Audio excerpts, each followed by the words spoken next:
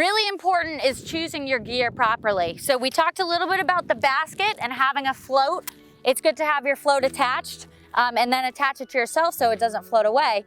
But probably more importantly is choosing your rake. There's a whole bunch of different rakes out there. This one is a rib rake. It's made by a family here on Cape Cod.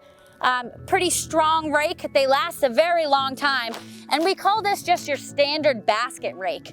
This one has 9 tines. Sometimes you can have 11 tines. Sometimes you can have really long tines. This is just the standard one. Really long tines might mean that you can't really get in the ground, especially if it's really hard, like here on the north side. Short tines, maybe you don't get in far enough if it's a sandy spot. So I like this just standard middle of the road one. You can see a very nice basket on here. When we're harvesting in the field, we put a net over it so we can keep that seed and relocate it. But this is just what you would pick up at any fisherman's shop. Anyone locally here or on Cape Cod, they have these all over the place.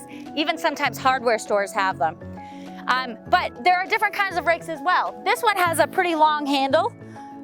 Sometimes you can put a pool noodle on it to protect your shoulder. But we also have kids rakes, and those are a little shorter.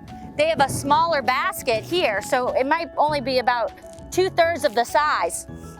And I actually like using the kids rakes for scratching around, just because I feel like I have better control over it. But these ones, this typical just basket rake, and that's what you would ask for at the hardware store, fisherman shop, has just the standard handle and is really nice and will last you a very long time. So we like to joke around that actually 6 feet is the length of a quahog rake. So you can see Lisa demonstrating that here. And it's definitely good. This is a great activity during this time to be outdoors, you know, getting your own food, avoiding the grocery store. So I think it's wonderful that people are getting out during this pandemic. But it is important. There's some safety tips out there.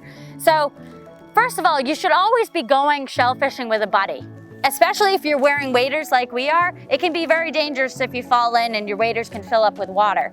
So if you go alone, you might want to consider wearing a life jacket, or just make sure that you're going where other people are going. But then again, if there's a lot of people there, keep your 6 feet distance and wear a mask. So very important to do that. Now we also have our natural resources officers walking around checking your catch. So if an officer approaches you, they're going to ask to see your shellfish permit, which you should be wearing on you, and they're going to ask to see your catch. The best thing to do is to come up to shore. You can place your basket there and you can back away so the officer can check your catch. And that's what we ask you to do just for officer safety during this time. And we really appreciate you giving them some room while you do so.